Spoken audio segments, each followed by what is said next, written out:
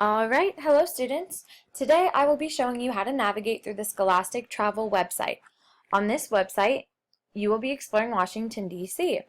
If you scroll all the way down, you can see that there are a total of 60 different locations that you can choose from, and you only have to choose 3. Now, under each location you pick, there's going to be a bunch of information about it, so just have fun and explore, pick out some key facts about it, maybe copy some pictures that you want to put onto your Poplet, and just really just have fun with this. So I'm going to go through a couple examples. The first one I'm going to go through is the White House. Obviously, that's a very popular location in Washington, D.C. So when you first click on the link, it says, "Welcome to the White House," and you can go ahead and press continue to tour.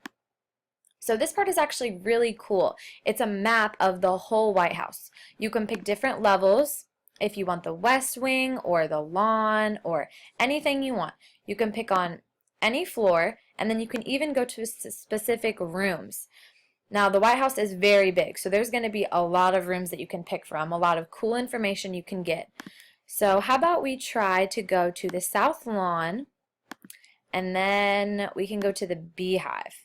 So this is pretty interesting. So if you go there, it will pop up either a picture or a video about each location. You can see these little red rectangles that are all on each location. And this is going to show us a video about the bees that are in the South Lawn. So that's pretty cool. Sometimes it'll just be pictures, or sometimes it'll be videos, which are even more cool in my opinion. The next thing, so you can go ahead and explore a bunch of different locations. The next thing we're going to look at is the history of the White House. So on this tab, there's just a bunch of history, even some trivia on there, so you can get some really good facts out of there. The next one is the West Wing tour. This is pretty cool because there's actually a letter from the president, and he welcomes you to the West Wing and gives you a little bit of information about it. This is also pretty cool. It's a video series.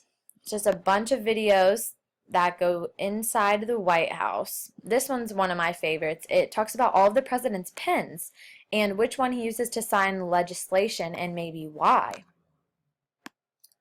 So you can click on any of those videos. The next one talks about decor and art. This one's pretty cool because it shows the presidents here on the left and then the first ladies here on the right. And it also talks about how the portraits of the presidents and the first ladies are chosen, which basically means how they chose the artist or how they even selected the specific portrait that the artist made. The next tab shows holidays. So this is going to be really current stuff. It's going to show the lighting of the National Christmas Tree in 2015. The preview of the 2015 holiday decor, that's also pretty neat. And it looks like that's all for the holidays of 2015. Alright, so that's all for the White House. Now we're going to go to another one. So how about we pick a museum? Okay, how about the International Spy Museum? That looks pretty fun. So again, it's going to take you to the direct link. This one's pretty cool. You can click and drag with your mouse to like pan around the room. Look at all the doors, stuff like that. There'll be even like facts on the wall. You can even zoom in and look on the wall for facts or stuff like that. On here you can plan a visit. You can buy tickets. You can click on any of these things. There's education and programs.